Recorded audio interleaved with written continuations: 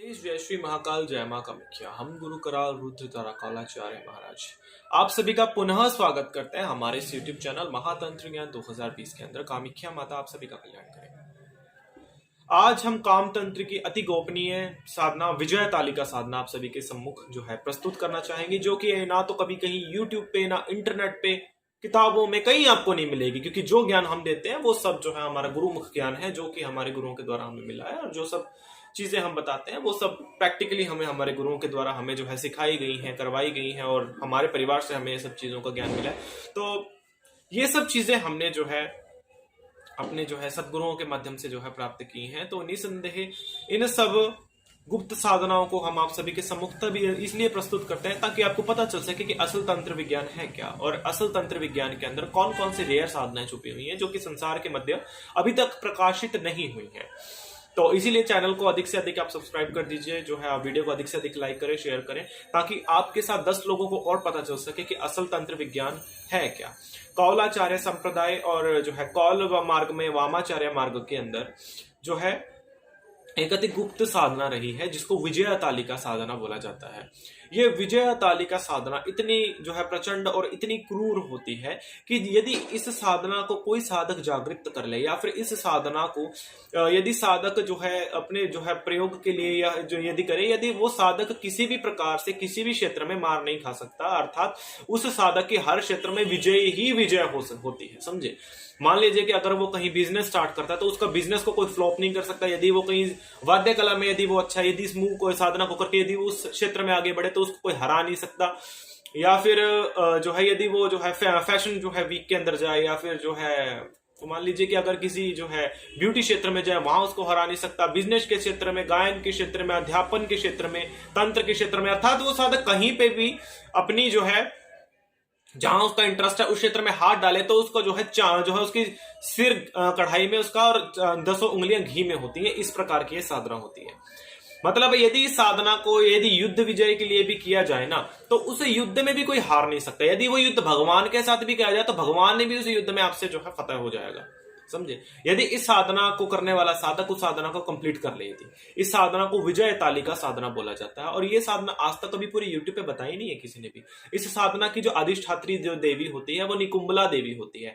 ये वही देवी है निकुंबला जिसको मही रावण ने जो है भगवान रामचंद्र महाराज और जो है लक्ष्मण जी को जो है बलि चढ़ा दी होती इस देवी को। ये जो हनुमान जी के द्वारा पाताल में कर दी गई देवी, तो ये वही देवी है जिसकी ये साधना की जाती है हर क्षेत्र में विजय प्राप्त करने के लिए, क्योंकि ये पाताल तक की खुशियां निकाल करके आपको दे सकती है। समझे, ऐसे ऐसे इस साधना को करने के बाद लोगों को ऐसे ऐसे एक्सपीरियंसेस हुए हैं, लोगों ने जमीन के अंदर दबा हुआ खजाना तक जो है निकाल लिया साधना को प्राप्त करने के बाद, इस साधना को जागृत करने के बाद। ऐसे ऐसे लोगों के साथ हुए, मतलब ये जिन साधकों ने साधना को जागृत कर लिया, ये कोई आम साधना नहीं है कि जिसको आप कहीं पे भी आसानी से घर पे मंत्र जाप करके कर ले। ये बहुत कठिन साधना है, और यदि इस साधना को आपने कर लिया तो समझ लो आपके जैसा मतलब पूरे संसार में कोई हो नहीं पाएगा।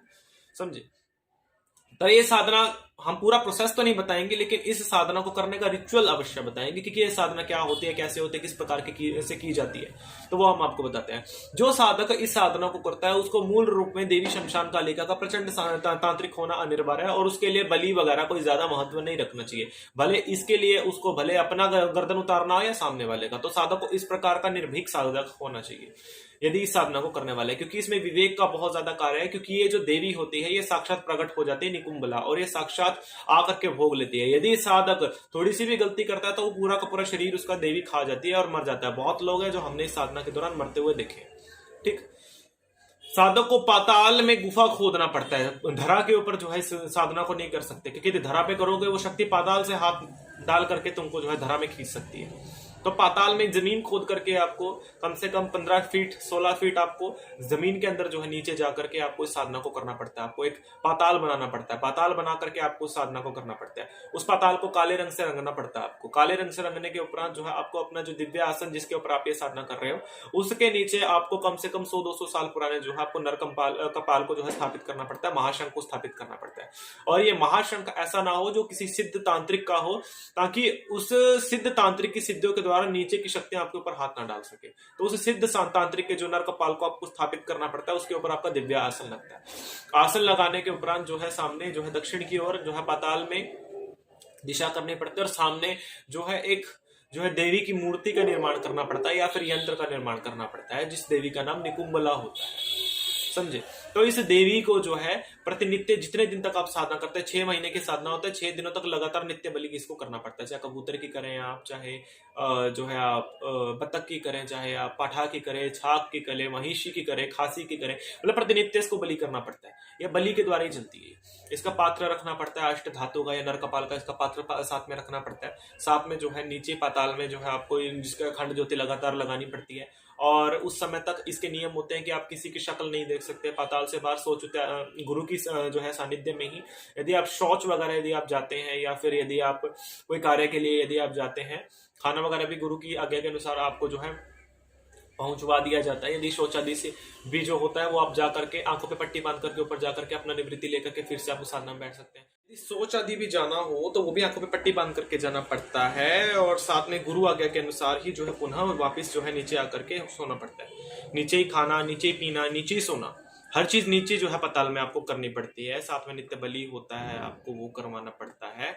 और साथ में वहीं पे आपकी क्रियाएं भी होती हैं लगातार। इस साधना का सबसे बड़ा जो है एक जो है होता है कि इसमें नाखून, बाल वगैरह काटना, दांत साफ करना और जो है नहाना निषेध होता है।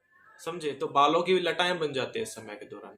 तो ये जो पीरियड होता है इस समय के दौरान नहाना धोना ये सब चीजें आपकी जो है निषेध होता है। तो ये सब चीजें आप नहीं कर सकते क्योंकि पाताल का एटमोस्फेयर ऐसा होता है, नमी बनी रहती है वहां पे, तो वहां पे इन सब चीजों का आवश्यकता नहीं होता है। ह्यूमिनिटी के द्वारा मतलब आपको मतलब ये सब चीजें मतलब आपको अपने आप को मेंटेन करके रखना पड़ता है। ये साधना आपको जो है आपको प्रिपेयर करके आपको बैठना पड़ता है। वो इसलिए क्योंकि आपको इस साधना के दौरान आपको किसी से बात नहीं करना होता है, जो है किसी से भी बात नहीं करना होता है आपको इस समय के दौरान। किसी के जो मतलब सिर्फ खाना बना किसी के भी हाथ का खा सकते हो आप, लेकिन वो जो मतलब आपके ही परिवार के द्वारा, आपकी माँ के द्वारा, आपकी बहन के द्वारा बनाया गया हो। ठीक, तो मतलब इस समय के दौरान साधक को बहुत ज्यादा मेंटली भी और जो है माइंडली भी दोनों तरीके से उसको जो है प्रिपेयर होना पड़ता है और जो है फिजिकली भी उसको काफी प्रिपेयर होना पड़ता है और हठ योगी उसको होना पड़ता है। अन्यथा जो है पाताल में इतना समय कोई भी सर्वाइव नहीं कर पाएगा।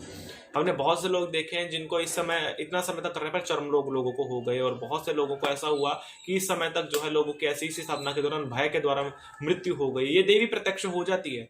तो उस समय के दौरान नित्य बलि होता है, जीव छोड़ दिया जाता है नीचे, उसका बलि करके उसको ऊपर पहुंचा दिया जाता है। तो इस तरीके से इस साधना का कंटिन्यू चलता है। तो ये सब जो है साधना की जो है गुरु के द्वारा मंत्र जाप दिया जाता है वो करना पड़ता है। कंटिन्यू करते हो तो देवी जागृत हो जाते हैं, लेकिन साधकों को विवेक का काम लेना पड़ता है। ऐसा नहीं कि मतलब मंत्र जाप के देवी आ गया, बहुत कुछ करना पड़ता है, पापड़ बेलने पड़ते हैं, तब जाकर के शक्ति मिलती है, सिद्धि मिलती है।